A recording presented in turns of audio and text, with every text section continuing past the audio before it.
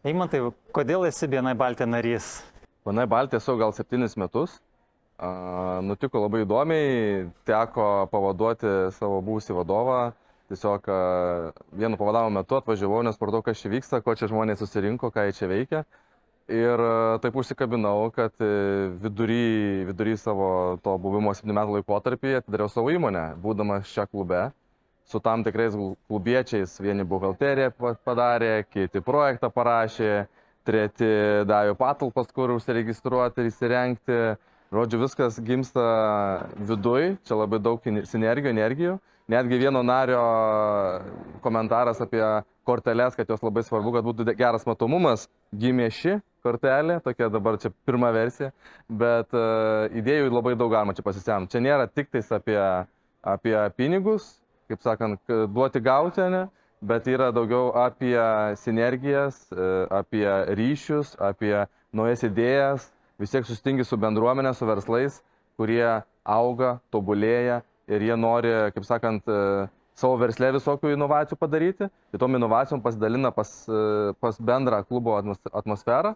Ir čia jos, kaip sakant, susiplaka, nes tu išgirsti, gal, nežinau, iš autoserviso kažkokią idėją, inovaciją ir tu pagoji, blemą, jie galima pritaikyti ir pas mumis. Ir tada tokia, kaip sakant, sinergija gimsta būnant čia klube. Tai labai smagu, faina bendruomenė ir kaip sakant, iš to fainumo dar didelė grąža grįžta ir finansiškai. O kokie top 3 dalykai, kodėl svečiui reikėtų apsilankyti BNI Baltija klube ir kokios jis galėtų gauti vertės gal netgi pirmo susitikimo metu? Jis net pirmo susitikimo metu pamatytų 30-40 skirtingų verslų vienoje vietoje. Tai daug ką tai baimina, bet čia kaip tik yra gal, sakykime, mintis, kad pamatyti, ne tokia kaip vieta pamatyti, kad tai nėra baisu ir nėra kažkoks labai čia dėdžių klubas, ne?